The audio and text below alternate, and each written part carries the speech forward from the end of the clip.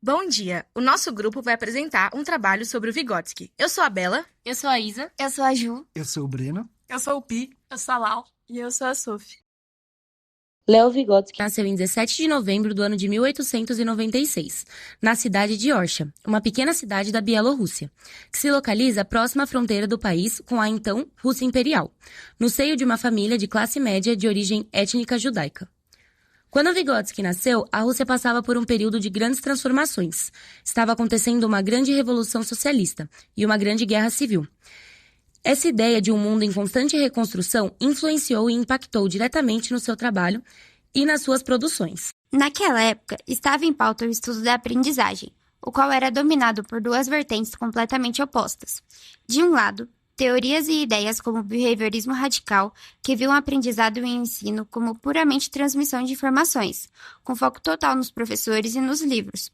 Do outro lado, abordagens como a psicologia Gestalt, que ia para a outra extremidade oposta, tratando o professor como um mero facilitador e deixando de lado o efeito do mundo sobre o estudante. Vygotsky olhou para tudo isso e sentiu que alguma coisa estava faltando. Influenciado pelo marxismo, ele deu a ideia de uma direção diferente. A pergunta que fez era: e se o segredo para entender como aprendemos e nos tornamos quem somos não estiver apenas dentro de nós, e sim na nossa interação social com o mundo e principalmente com as outras pessoas? A resposta que Vygotsky achou para essa pergunta foi propor um tipo de psicologia totalmente nova, o que ele chamou de psicologia sociohistórica. A ideia principal é que o meio social não é apenas um detalhe e sim um fator determinante no desenvolvimento humano.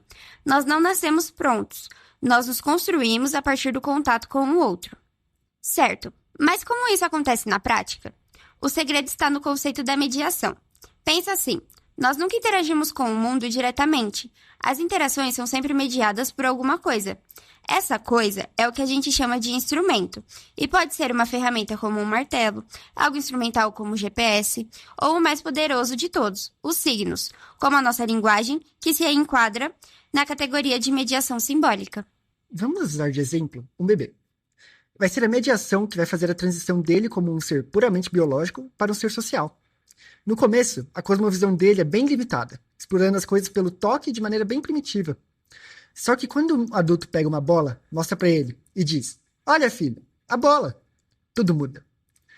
O bebê começa a conectar imagens com palavras e a receber novos sentidos. Tudo por causa da mediação feita por esse ambiente social. E aí virá a segunda parte genial da teoria. Tudo que nós aprendemos primeiro na interação com o outro, falando e experienciando, a gente depois internaliza. Ou seja, uma conversa que acontecia do lado de fora com outras pessoas, vira agora o pensamento do lado de dentro, fazendo com que essas relações sociais sejam convertidas em funções da nossa mente. Beleza. Então a gente aprende com os outros e depois leva esse aprendizado para dentro da gente. Mas para onde tudo isso leva? Foi essa pergunta que levou Vygotsky a pensar no desenvolvimento da criança como uma relação entre dois níveis muito importantes. O primeiro é o nível de desenvolvimento real. Pensa nele como um chão firme. É o conjunto de atividades que a criança já domina e consegue fazer sozinha, sem ajuda de ninguém. O outro é o nível de desenvolvimento potencial, que é o conjunto de atividades que a criança ainda não consegue fazer sozinha, mas que ela consegue resolver com a ajuda de alguém. E aqui entra o conceito mais importante: o espaço que existe entre o que a criança já sabe e o que ela pode aprender com a ajuda. Esse espaço é chamado de Zona de Desenvolvimento Proximal, ou ZTP para os mais íntimos. É aqui que o aprendizado vai fazer sua mágica e é nesse intervalo entre a autonomia e a dependência que ocorre o maior desenvolvimento. Aí entra o papel fundamental do professor, do pai, da mãe e de um irmão mais velho. Para Vygotsky, o ensino de qualidade não é aquele que foca no que a criança já sabe, e sim aquele que atua diretamente aqui, na zona ZTP. O professor não é só um facilitador. Ele é aquele que dá a mão, oferece a ferramenta certa e desafia o aluno a subir ao próximo degrau. É essa ação social que vai impulsionar da melhor maneira possível o aprendizado do aluno. A genialidade de Vygotsky não se limitou a acabar na ZTP. Ele era um observador nato, sempre atento aos detalhes. Por exemplo, ele percebeu que quando as crianças pequenas falavam sozinhas enquanto brincam ou desenham, não é só uma brincadeira. O que de fato está acontecendo é a fala egocêntrica. E, para ele, era um momento importantíssimo, já que era basicamente o pensamento ganhando forma, virando uma fala interna. Sua trajetória intelectual começou a decolar de vez em 1924, quando apresentou seus trabalhos em um grande congresso de psiconeurologia.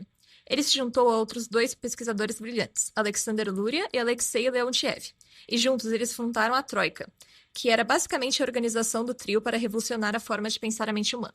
Porém, essas ideias que hoje achamos incríveis eram muito perigosas para a época. Vygotsky, que era considerado marxista, foi visto como uma ameaça pelo regime de Stalin.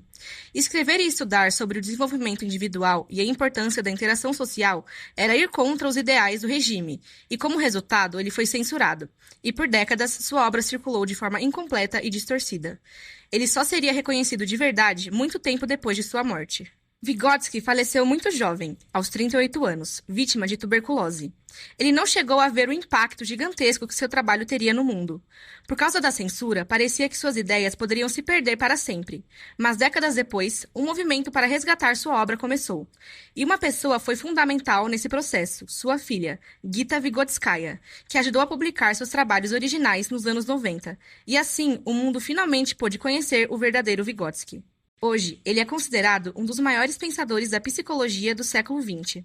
Seu impacto é duradouro e universal, influenciando áreas que vão da educação e linguística até a neurociência cognitiva.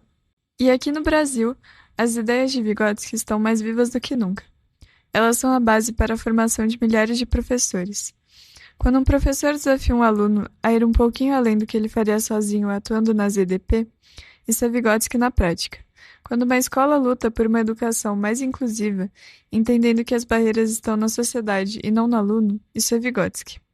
Quando valorizamos a conversa, a troca e a brincadeira como ferramentas poderosas de aprendizado, isso também é Vygotsky. Vygotsky nos deixou uma lição que vai muito além da psicologia. Nós nos tornamos quem somos através dos outros. O conhecimento não é um objeto que a gente guarda, mas uma ponte que a gente constrói, sempre em conjunto. Obrigado por nos acompanhar nessa jornada pela mente brilhante de Leo Vygotsky. Esperamos que tenham gostado!